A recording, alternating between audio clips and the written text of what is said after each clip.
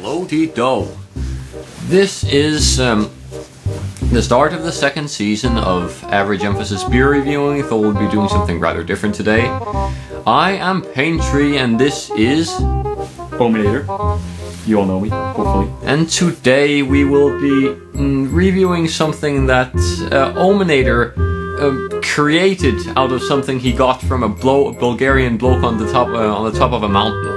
That's pretty much it. Right, so I was in Bulgaria with my family for a week skiing. It was beautiful and awesome and I loved it, and I fucked up my knee a couple of times and so on and so forth. But on top of this mountain we had to get some lunch, all 7 days of course, and one of these days we went to a nice little tavern, yes, where they had like a deer head hanging on the wall and stuff like that. A family run business where one of the guys there, the waiter, he served this for us, and this right here is his homebrewed schnapps, as he called it. It was very funny because he had a pretty thick accent. He was like, I brew this schnapps myself, you know, like that. So he brewed that himself, and you put honey in it, which is also made by the family, and you put pine syrup in it, which is also made by the family. Authentic Bulgarian product. There you go. And then you then heat it up. Well, you heat it up before you put the honey and syrup in to a good temperature, and it's mixed with water so it doesn't get too strong because it's 45%, and when you heat it up it gets really bad. So this is actually it doesn't, but hey.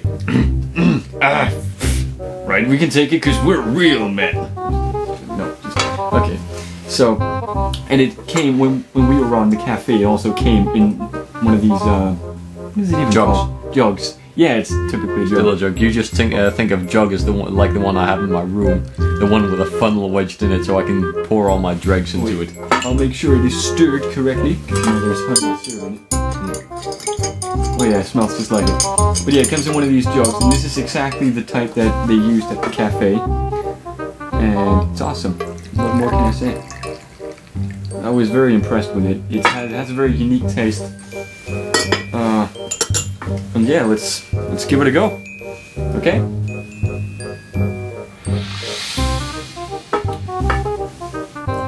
Yeah, that tastes something like it. It's a little thinner than it usually was. Certainly warms you up. Yeah, I know, right? On the top of a mountain in full snow, it is really good. But here it's very enjoyable, I think. This is the kind of thing that lights a fire under your ass. Okay, sure thing, bro. What do you think of it? Oh, for its purpose, it is flawless. Its purpose is to warm people up in the piss-cold climate of Bulgaria's mountains. Very true. And it does taste, and it tastes pretty good, yeah. Yeah, I think it tastes rather good. I think it tastes very organic and well-made, natural, and so on and so forth. Bulgarian specialty. Bulgarian specialty, special price for you. That's more Turkish. Look, it was like, 10 lev, which is 40 kroner or something, for all of that stuff. That's, you know, a giant jar of honey, a pretty big jar of syrup, and half a liter of schnapps. And that's... in a water bottle.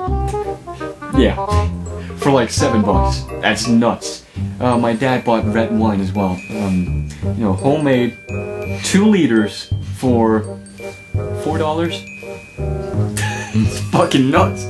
The prices are amazing there. It's crazy. It's also in Latvia you can get a handle of vodka, of the really cheap stuff. Just not called vodka because that's too much of a compliment. Just dagvins, brandevin, just fortified wine. For what would it be in krona? It would be about 11, 12. $2? $2. But the seriously the crappy stuff, the ones that can be used to take off paint with. So you'd want to pay a little more.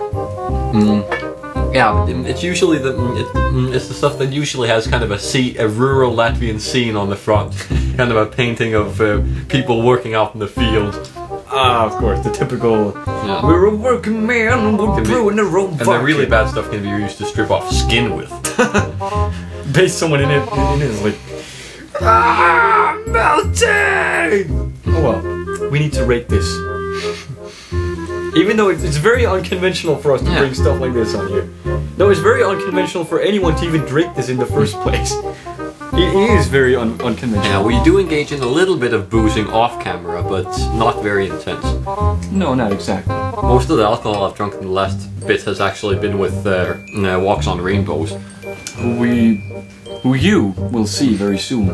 We presume. Who I also presume you will see very soon because indeed, I've never met him. We talk about him all the time. Because he's a person who leaves an indelible impression. The ultimate gay guy. There you go. Then it walks on rainbows, the ultimate gay guy. Alright. Still, I come back to it. We need to rate it. What do you say?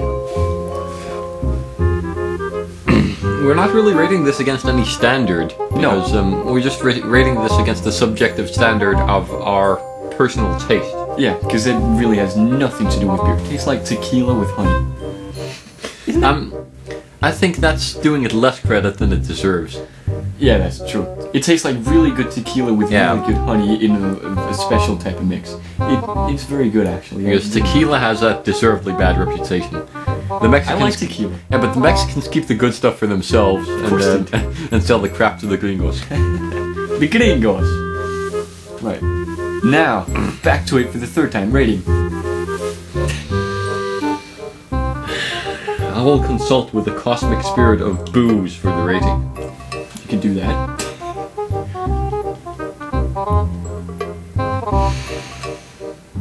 $78. I give it an 80. There. It is settled. 79. No, I give it an 85. I really love this stuff. I was thinking of moving it up to 80, so I'll move it up to 80. That's 82.5 rounded up for its favor, 83. So you give it 83? That's the average.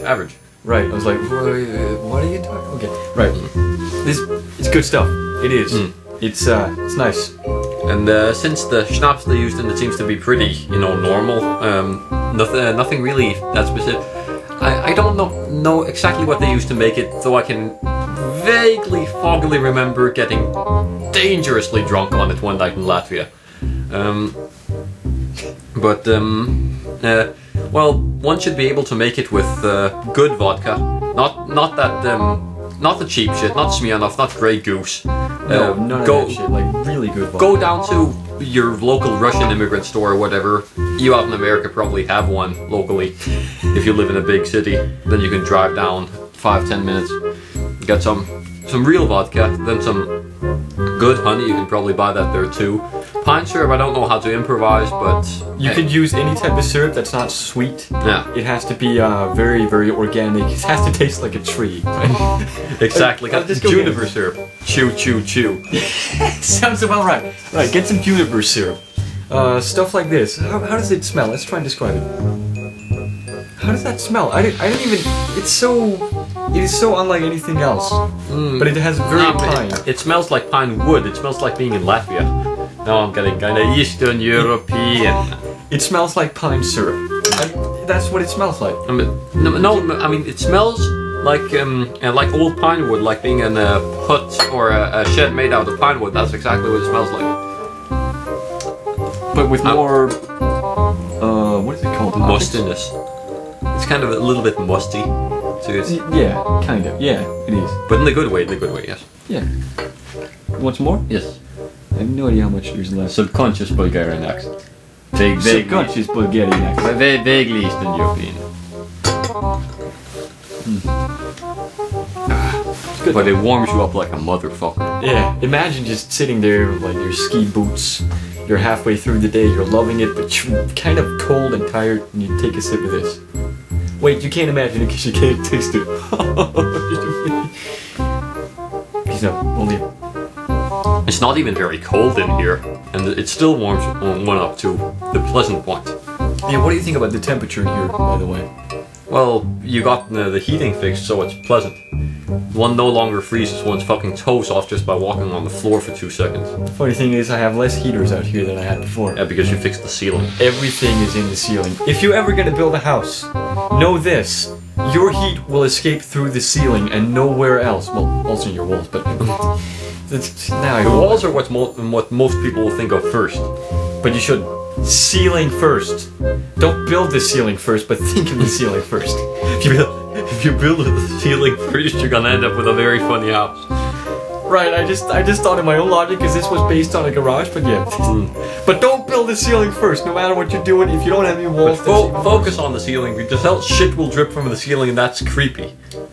I once had some plaster drip into my cola, and that was anger.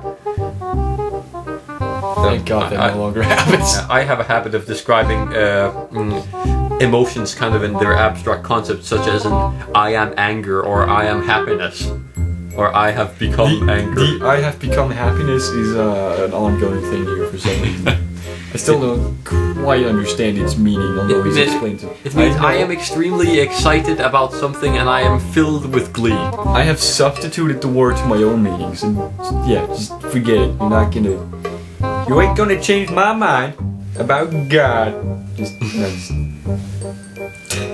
like those people who stand outside geek conventions holding signs with God hates you. People do that outside of geek conventions? Yes, they do that to sci-fi conventions, to role-playing conventions, to anime and manga conventions. They just can't get their stick out of their ass.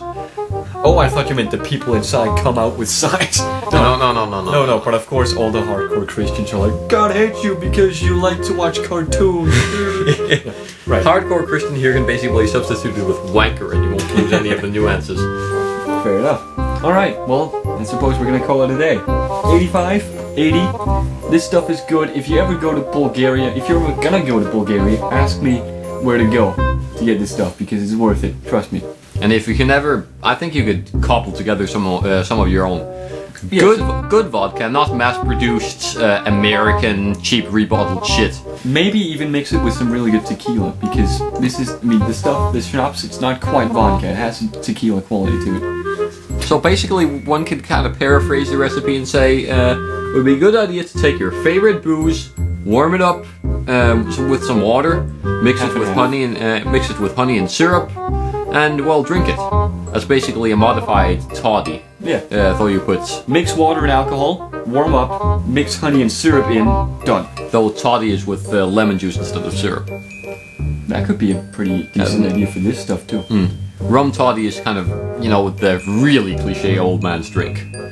Anything rum is just an old man's drink. Yes, rum and a little bit of water. And some whiskey is for the middle-aged guy who with no wife.